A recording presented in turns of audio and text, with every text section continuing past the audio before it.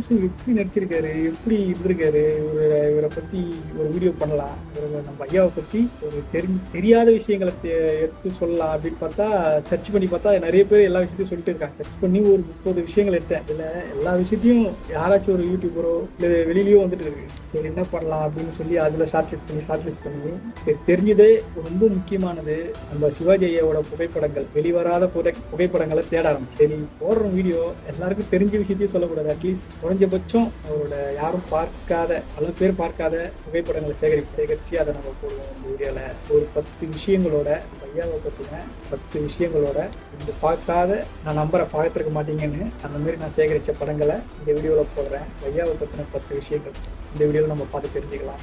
வாங்க வீடியோக்குள்ள போகலாம்.